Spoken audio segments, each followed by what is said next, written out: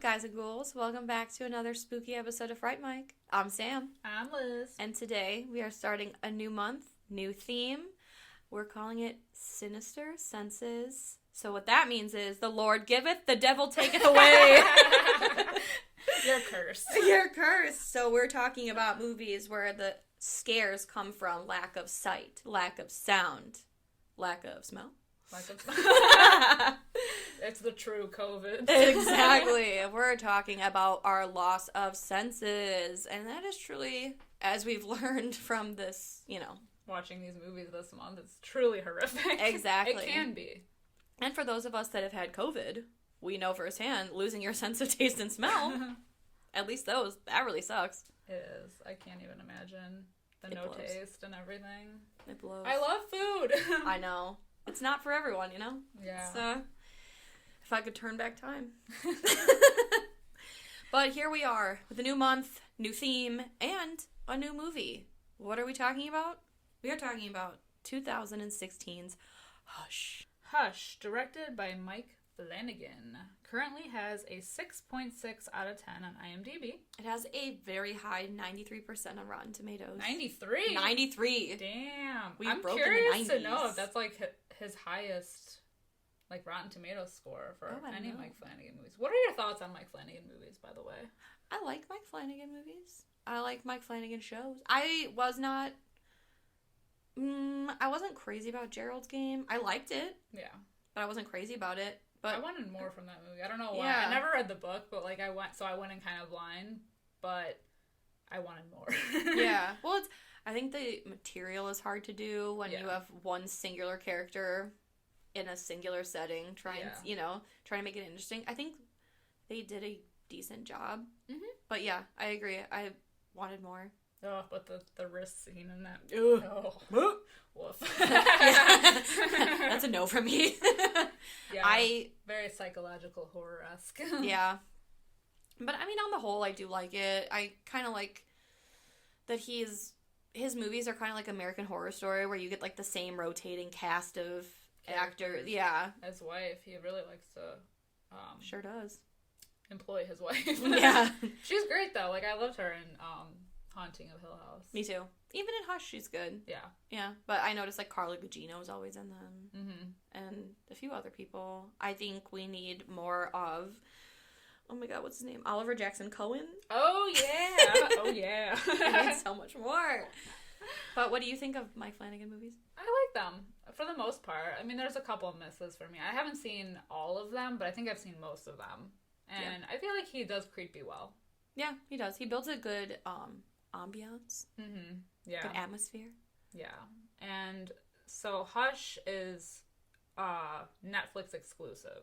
So it never came out in theaters or anything. I don't even know, can you buy it on You cannot. a physical copy of it? You cannot, because I have looked into it. Well, Luke has asked me to look into it, because he wants, everything on physical copy, but no, you cannot. Which is interesting, because I think, when it came out, so 2016, now I feel like everything on Netflix is, an exclusive to Netflix thing, almost. There's so many, original movies or whatever. But I feel like when this came out, there weren't that many. That's true. So it was, kind of more unique, and you were like, okay. But, I don't know what it was. I didn't watch it right away because I was like, I don't know. It just didn't seem like... I feel like I didn't really know who Katie Siegel was at the time, and I kind of had, a cover, this is not going to be that great. But I was surprised. I was also, because I've been disappointed so many times, before with Netflix movies, The Open House, specifically. Oh, yeah. Yeah. I mean, I was livid. I wanted someone's head. Because that movie was... Such a waste of time. It literally was. I have precious little free time. I picked this movie, and it was a flaming pile of dog shit. Yeah. And So you were scarred for life from any kind of Netflix movie. Yeah, so anytime I'm like, oh, a Netflix movie, and it's a horror movie, I'm like, okay. But yeah, this one was surprisingly really good. Yeah, I feel like for the most part, any kind of streaming service exclusive movie could be a hit or miss, but this one was a pleasant surprise. Hell yeah. Shall we get into it? Yes. Let's do it. So we meet our main character, played by Katie Siegel, and her name is Maddie. She's a writer, but she's also deaf. Yes. And she lives alone. In the middle of nowhere. In the middle of nowhere. Like, what a good idea. We find she contracted? Contracted? Is that the word? Okay, we're gonna go with it. She contracted viral meningitis at 13, which caused her to not be able to speak. Yes. Or hear. Yeah, so... I think. I feel like it was an interesting choice to have her be, like, in the middle of nowhere.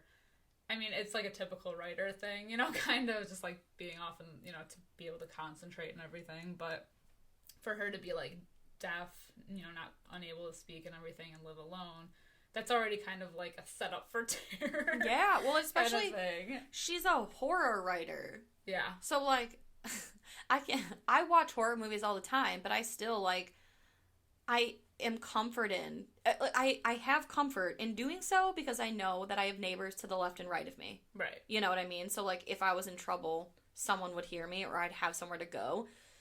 She's got the birds and the bees, the wind and the trees. And she got her nobody. Cat. Oh, yeah, and her cat, Bitch. Yeah, her cat's name is Bitch. I love that. And I like that you don't find out that her actual name is Bitch for a good while. Yeah. I think it's until, like, the man looks at the name tag and you see Bitch. Yeah, like, it's just, I'm like, you oh, know. I love that. But it's so cute. Yes. But she also kind of has these, like, things set in place around her house, which I think is cool, you know. She has, like, she can talk with people over, like, the screen, her computer screen or iPad or whatever. Yeah. And, you know, a few things later on, which we'll talk about, which make the movie. But, yeah, so she's just at home. She's cooking dinner. One of her neighbors, Sarah, kind of comes over and is gushing about her new book and everything.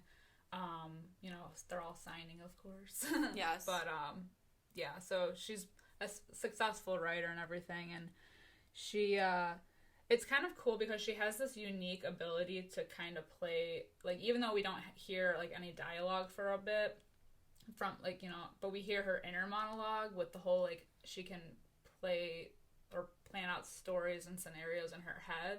Yeah. Which comes into play, like, later on. And it's really cool, too. Yeah. The way they do it. But, yeah, she says, is signing to Sarah, saying, like, because Sarah asked her, like, what do you hear in your head? Because they're talking about how Maddie has multiple voices in her head or whatever.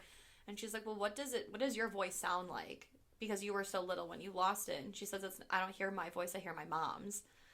And I was like, for a second, when you do hear her voice when she's playing out all those scenarios later, I was like, did they get Carla Gugino to do the voiceover as her mom? Because she was the mom in Hill House.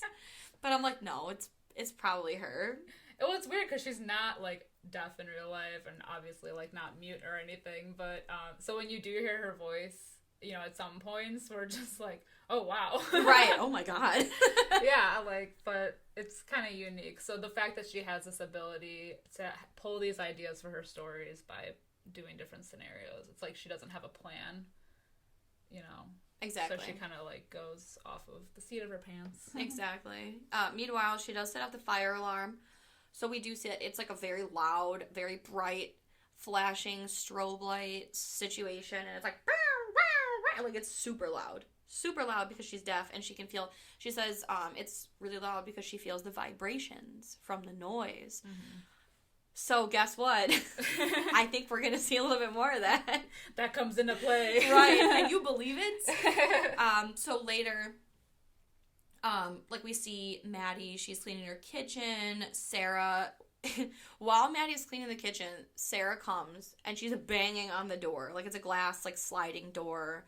And she's getting killed. Like, I mean, in distress. Yes, she is not well. And Maddie's just, like, literally just, like, pots and pans, dishes, like, the whole shebang. She's, like, completely oblivious to this because obviously she can't hear the banging. Right.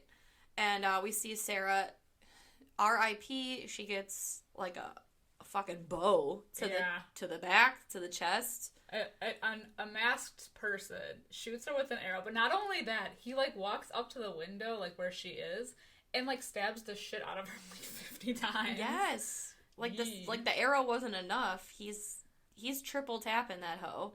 He was. Yes. And then, so we see this man, and he's got a beanie on, and he's got like a vest and jeans, and he's got this mask, and the mask is cool. Like, I really like the mask. It looks like, it's like the face of a man? Yeah. I guess. But the expression can only be described as like, since this is a podcast, I can't show you my face, but if it had a sound, it'd be like, huh? You know what I mean? I don't know why it looks like a mold of a mask to me. It does. Like, do you remember? I don't know if this will make sense, but do you remember like being in school and like with that phase when like everybody was like playing with glue? Yes. And like you put it on things and peel it off. Yes. It's like someone glued their face and peeled it off. It's so true. It looks like the hardened version of a sheet mask. Yeah. It's scary. Like, yeah, like the facial expression is like, But for some reason, because I think of his, like, his outfit, like, you know, the hat and whatever, like, it's cool. It's really cool. Though this is my gripe, though. This is actually one of my gripes with this movie, is that I think the mask is creepy because of, like, the night setting, and it kind of, like, it's you know, pure white. It kind of, like, glows a little bit, but, like, eventually he loses the mask. So quick! I know, and it's in the beginning of the movie, so then we see his face, and I just think that it would have been so much cooler and creepier if they had kept the mask on the whole time. That's a note that I have written down. Like, loses his mask almost immediately. Yeah. And it's no longer, I don't know, like, it's scary. Home invasion is scary. Yeah. But, like, it's that extra level of, like, anonymity. Like, you don't know the strangers. Yes, exactly. Like, it's scarier not knowing. Yes. It's almost like when it's a person, I don't know, it's like it's kind of scarier when it's like you don't know. Right. Because like a person is just a person, but this is kind of like something else. Right. You know, it's like your brain always finds like the thing that'll freak you out the most, and I feel like almost in a way with somebody wearing a mask, it's creepier because then your brain's like, oh my god, like, yeah, like it's like an entity. Exactly, it's not human. And the fact that he's like standing in the window staring at her with the mask on is what makes it so creepy.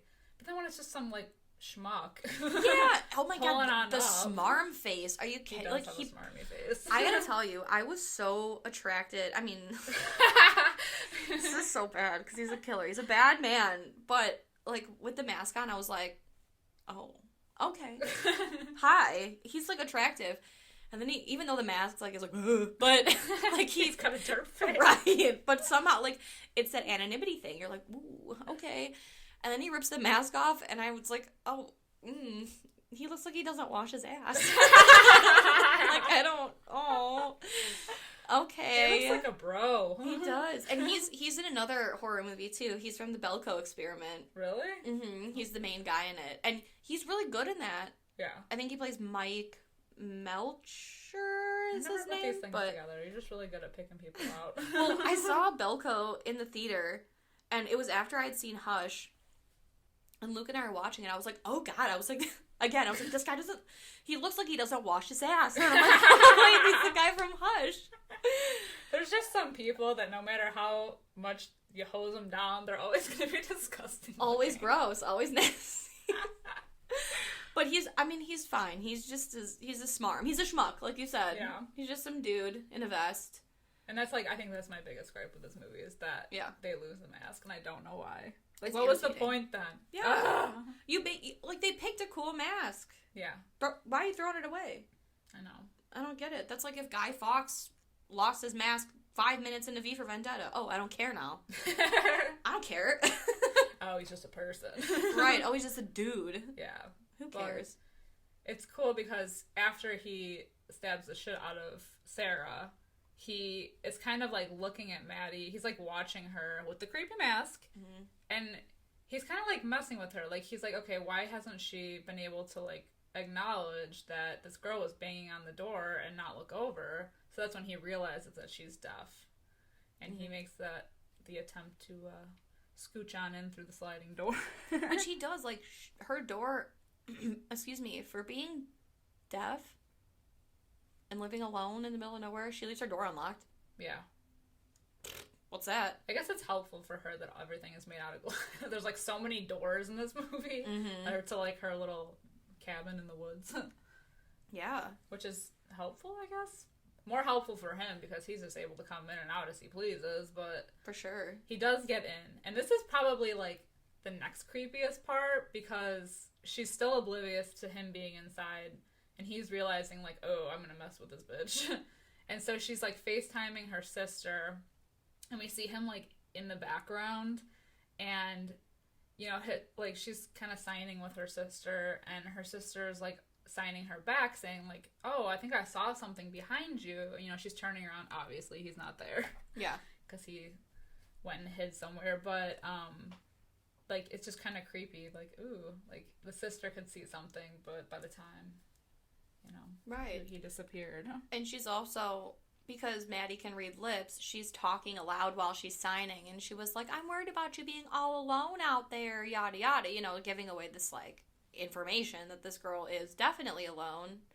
And, so when she realizes that somebody's watching her because she gets these pictures sent to her computer from her phone, because the man takes her phone, she's like, oh, shit.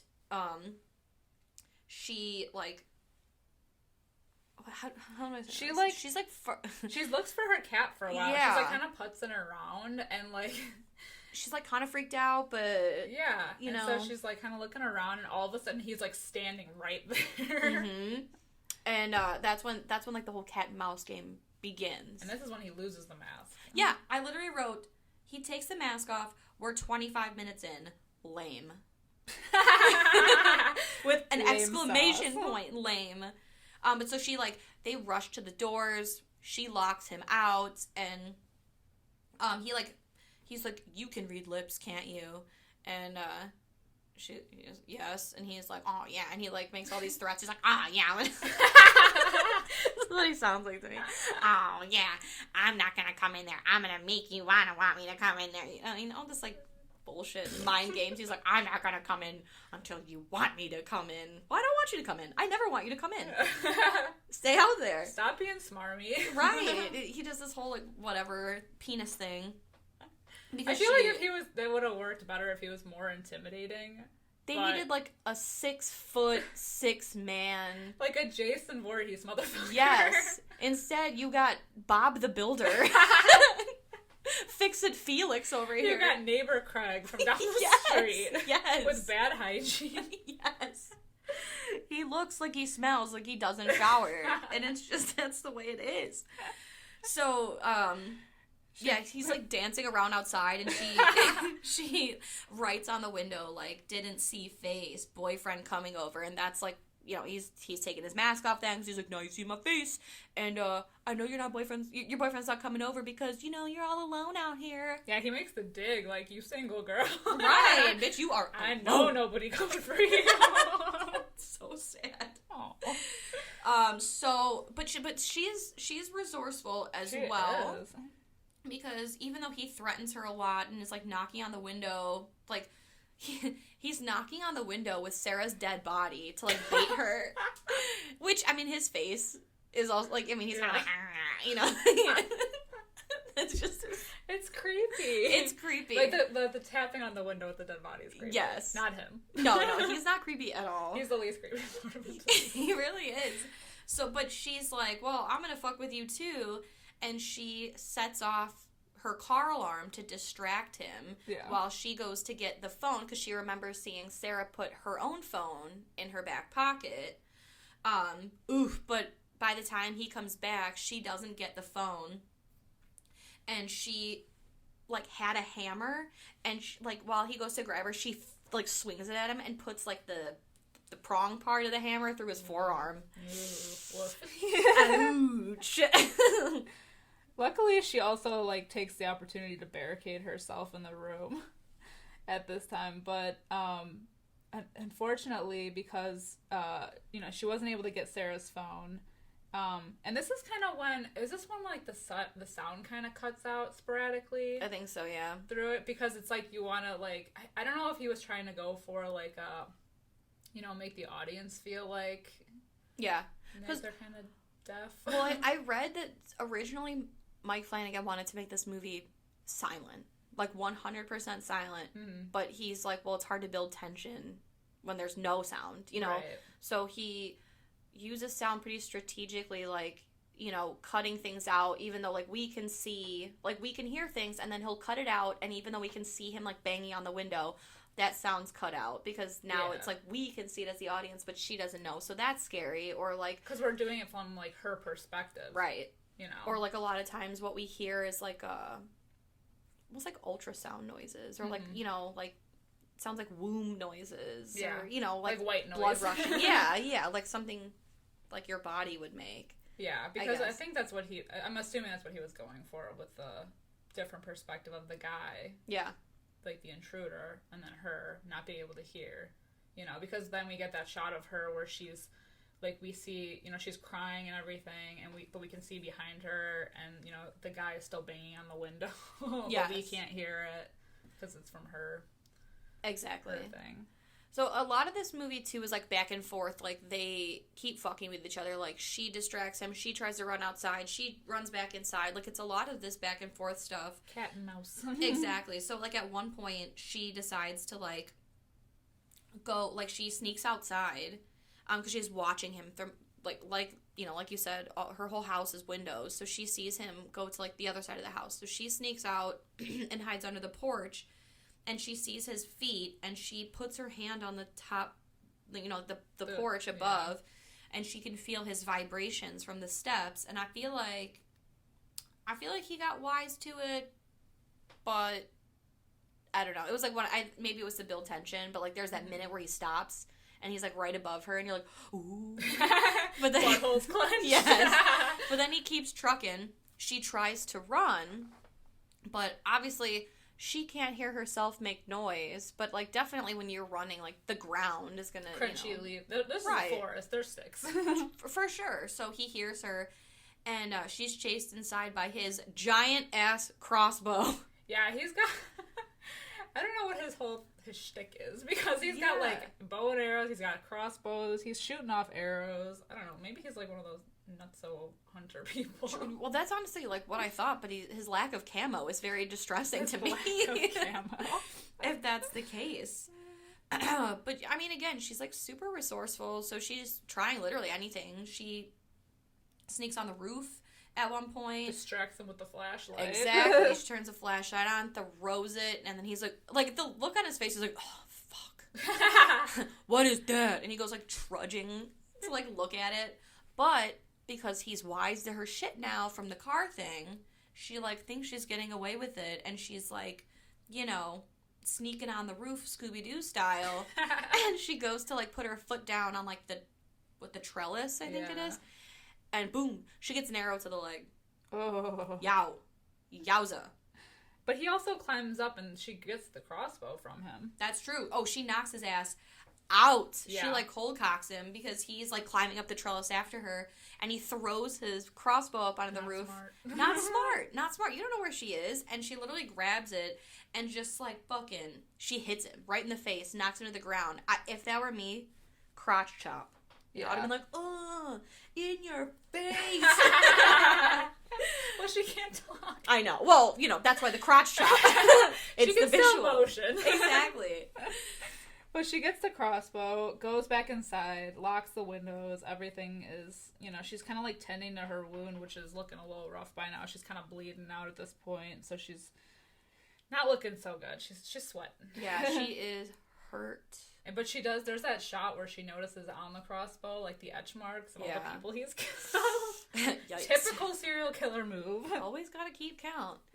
But, yeah, also at this point, I feel like she really would have benefited from, what's his face from Ready or Not? When he's like, how to use a crossbow, or like, getting to know your crossbow. I was like, just YouTube it, woman, because she's, like, literally trying to fucking load it. Well, yeah, and this is the thing that I would also have a hard time with, being the weak-ass person that I am. Like, when you know, he's looking at her through the window, trying to, like, pull the, like, the string back on the crossbow, and she's, like, it's too taut, and she's not strong enough to pull it. I'm like, that would be a me problem. Yeah. Gets the weapon but can't use it. See, but also, now here's my thought. I've never used a crossbow, but I feel like there's got to be, like, a tool to do that, right? If you can't do it by hand, if it's too taut, then there's, like, a tool you could use. I would have reached for a tool. I always reach for a tool. If I'm opening a jar, a tool. If I'm, literally doing anything. I'm trying to unclog a toilet. I'm reaching for a tool. A power tool of some sort. A metal tool. I would have, like, I don't know. I guess I don't know what's in her house, but I would have at least tried to find something to, like, help me. Yeah. Because her hands are all cut up and shit. Right. I would have tried something. Also, and I've never shot a crossbow either, but I feel like the, what is it when it's, like, the blowback or whatever? Yes. Would, like, hit me in the face and knock me out. I'd lose an eye. I don't know what it's called, like, the actual term for it. But yeah. Recoil. Yeah, the recoil. Yeah. The blowback. Same shit. You know what I mean. Yeah. As I'm motioning and no one can see me except you. Yes. Yes, like, I feel like that would probably knock my ass out, too. Oh, for sure. I'd be on the ground. And also at this point, Sarah's husband, John, shows up. And he sees the guy, and he's kind of chatting with the intruder, because the intruder's kind of like, oh, shit, I did not anticipate another person coming in. And John is pretty, like, he's a stocky-looking dude. Like, he might be able to take him, and I think he realizes that, so he's like, ew, better think quick. So our masked intruder is, like, kind of pretending to be a cop. Yeah. Unbelievable. Like, oh, yeah, we're trying to find this guy. But John is already kind of suspicious from the get-go. Because, like, where's his car? Yeah, he has no car. He's not in a uniform. No, he's, like, off duty. But, like, why would he answer the call? I don't even know if he says he's off duty. He's like, oh, man, got the call, came as fast as I could. And then, John's like, you see that note right there? And he's like, yeah, I did. That's, we're hoping that he didn't come inside. I feel like it's just, like, super casual. Yeah. It's like, oh, yeah, I'm calling it in. It's a 1099. It's a W-2. 2319. It's like all kinds of suspicious shit. And he notices that John has a cell phone. So, of course, he's trying to, remove the cell phone from John's possession. So he's like, hey, man, yeah, I got knocked back by the perp. And he definitely took my phone. Can I borrow yours to just, like, call it in? And John's like, yeah, sure. And so while this is going on, John's definitely, like, putting the pieces together that, like, the shit ain't shaking out. Something's going on. And we see the man put John's cell phone in his pocket. Suspicious. Yeah. But, it's, at this point, it was 2016. Who isn't attached to their cell phone? So John does notice. Yeah. But while he's giving the phone back to John, Sarah's earring falls out. And now he knows. Now Suspicions confirmed that something is amiss. Damn straight. So now John's like, fuck, I gotta come up with something. So he's like, oh yeah, you said, what's going on? What's going on? Because, blah, blah, blah. And it's just, I don't know, they're trying to, like, talk, and he's reaching for him. Exactly. And then John, like, reaches for a rock, and he's definitely gonna bash his head in. Because I think he tells the man, he's like, oh, I think she keeps a spare key. Yeah. I think it's over there. And so while he's fucking around for this key that doesn't exist, he reaches for a rock. But Maddie really fucks up here. She really does. Why? I know. If she could see what's going on from inside. You dumb bitch. And she distracts him by, she bangs on the window. And it distracts our masked intruder and John, and the masked intruder is able to whack John. Pretty good. Really good. So, unfortunately, they, the plan goes awry. John had it, Maddie, in the bag. You see the rock behind his back. Yeah. Like, what were you doing? Yeah. What was your train of thought? Oh, he stabs him in the neck. That's what it was. Does. He doesn't hit him in the head. Yeah, he stabs him in the neck. That one was rough, too, because it's like... I know. There's always a girdle. It's bad. But John still has some fight in him, because then he does still try to, like, wrestle the masked guy. And then he ends up just, like, losing it. He's out. He's down. He's dead. And, the whole time she's standing there, though, He's trying to, like, wrestle the guy as he's got the blade sticking out of his neck. Yeah. And she's just, like, standing there crying. And I'm like, why don't you help? Right, yeah, what's wrong with you? I would have, you know, at that point, I would have taken the opportunity to, like, get the jump on him. Yeah. Somehow. But yeah, so, like, John literally fought to the death. And the masked guy's like, whew! Man, I, just a little bit worried about you, because you're a big dude. Yeah, see? Yeah, so, you know, our man, his feathers were ruffled a little bit, but, you know, he's back on top now, unfortunately, and this is where we get the scenarios. We get a fake-out death scene, which we don't know is a fake-out death scene while it's happening, at least, you know, like, the first time I saw this, I was like, oh. That ended abruptly. Right, I was like, that was quick. But, yeah, so he stabs her, right? Yeah, she, like, runs out the window and is, like, running through the woods, and he's, like, chasing after her, and this is when he, like, doesn't he, like, smash her face in with a brick or something? Yeah, that's like, the first one. Yeah, and gets her to the ground. Yeah. Bashes her head in. But just kidding. It's a scenario in her head, because in the beginning, like we mentioned, she's a writer, and in order to, like, figure out how her story is going to play out, she goes through different scenarios in her head. So, like the present situation at hand, she is also going through, like, well, like, damn it, Maddie, you can't do that. He's going to get you, like, going this way. And, you know, like, she's playing it all out in her head. And that was just one of the scenarios. Right. And she basically is telling herself, like, well, you can't run because he'll catch you and you're injured. You can't wait because you're injured and you'll bleed out. You're already kind of feeling woozy. You're a little dizzy. Like, so you can't run. You can't you wait him out. So you have one option, and it's to kill him. So while she's, like, you know, fucking final girling it up, getting ready. Pumping iron. Exactly. Drinking that pre-workout. She's, or we see the man, and the cat comes home. And this is where we see he's like, oh, your name's Bitch, how cute. You have to die. No. That sucks. But before he can kill the cat, she finally, like, has loaded the crossbow, and she shoots him. So that's pretty dope. But then, yeah. This part. She runs to the house, like, to go back in, and then she drops the arrow. So as she reaches to get the arrow on the porch, I can feel it. He slams her hand in the door. Oh, it's mangled as shit. It's mangled. Capital. Ooh. Mangled. This is the thing. We talked about this in our Oculus episode with Mike Flanagan's hatred of hands. I know. Oh my god, it's so true. He hates hands. It's always a mangled mess by the end of the movie. It's so bad. Fingers hanging out. Oh god. Yeah, it's rough. Oh my god, that's a butthole clencher. For sure. But he's like, I'm coming in. And then she writes, do it, coward. Period, exclamation point. And then she types her little death note. Like, she, like, grabs her laptop, and it's like, fought or died fighting, love you all, mom. Yeah. And sister, whatever. And then she pulls a Taken where she's like 6 feet. Not really. He's like 5'4", 97 pounds. Neck tattoo. Smells like shit. So they have a lead for when they find her. Oh god.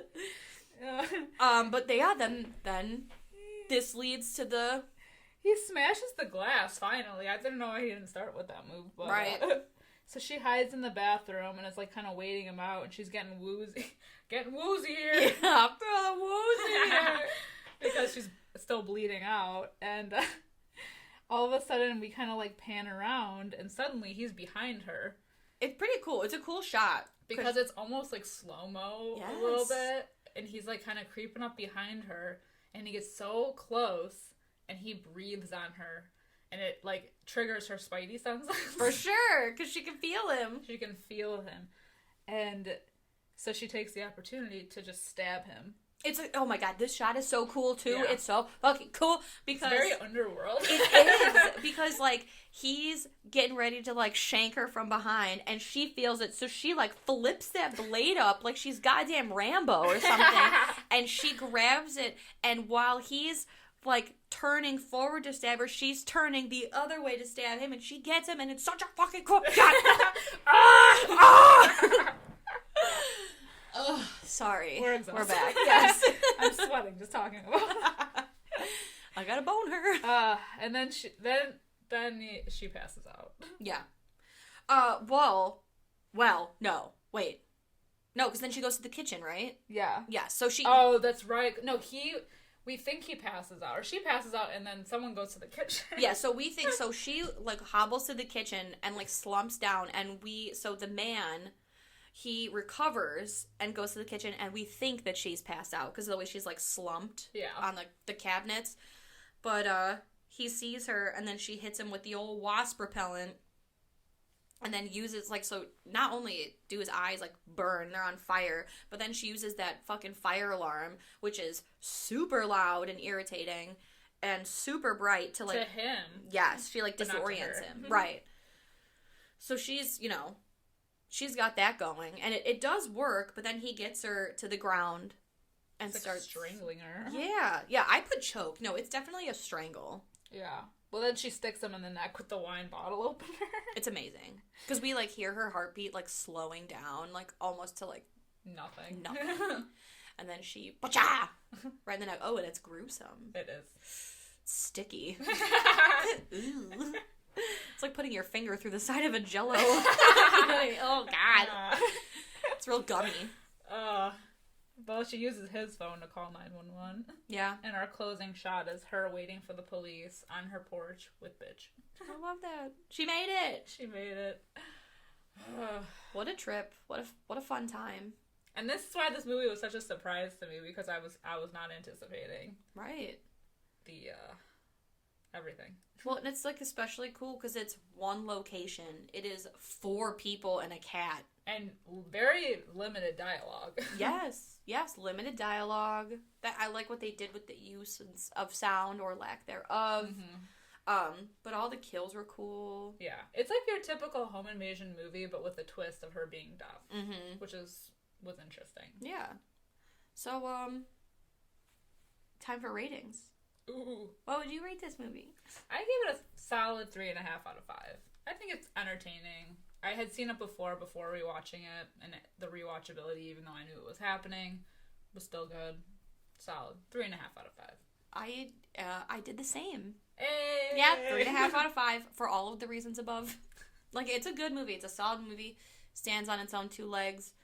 Yeah, the rewatchability is there. Would I watch it all the time? No. Did it have some flaws? Yeah. Yeah. But I feel like it was smart. Like, they made smart decisions, like with the fire alarm and everything. And yeah. Yeah, I liked it. I wish they would have kept the mask on. Yeah, that's my only thing. Yeah. Was just, like with that whole... Yeah. Or like if they had it in their mind, like, to do that whole scene, like, didn't see face, won't say anything. Save that till the end, It's like, that's when I would be like, why are you doing this to me? Like, I don't know who you are. I didn't see your face. If you just leave now. And then I would have ripped the mask off. That would have been, like, my last, like, the moment of despair, Right. It's so early on. Yeah. Or maybe if he had looked creepier. Yeah. He just looked like some average Joe. Right. So it was like, eh. Yeah. Was I scared after the mask came off? No. That was just a cat and mouse game after Right. that. At least before it was a little, like... I mean, because I think they were almost going for almost, like, the strangers with the taunting. Mm-hmm. But that's kind of where it fell a little bit, is because of the fact that, he took it off, so he wasn't as intimidating, and right. The strangers, and I hate to keep comparing them. I mean, I will, but right. But like they keep the mask on the whole time, and it adds to, like, because you don't know why they're doing this. This guy doesn't have, like, a reason really for doing this. Yeah. There's no motive. Yeah, and like it's like we said before, when you have the mask, it makes it, like, not human. Yeah. Then it's, like, almost more terrifying. Mm-hmm. Somehow it gives them, like, an extra edge. Right. And, like, seeing this guy with the mask, for some reason, makes him look a lot bigger. Yeah. And more menacing than when he took the mask off, and then you realize, like, oh. Oh, yeah. Oh, yeah. Oh, you work at the Farm and Fleet. He's a bagger at the local Piggly Wiggly. Exactly. Oh, okay. All right, guys, that's going to wrap it up for today. Let us know what you think of Hush, what you think overall of Mike Flanagan's movies. Are you a fan? Are you not? Are you whatever, 50-50? Could you live without him? But you can always tweet at us, or we're on Instagram. Throw us a comment. We're on Facebook. And if you like what you hear, we do have extra content over on our Patreon. It's just patreon.com/frightmic. And for more spooky extras, head over there. And until next week, I'm Liz. I'm Sam. Rest in peace.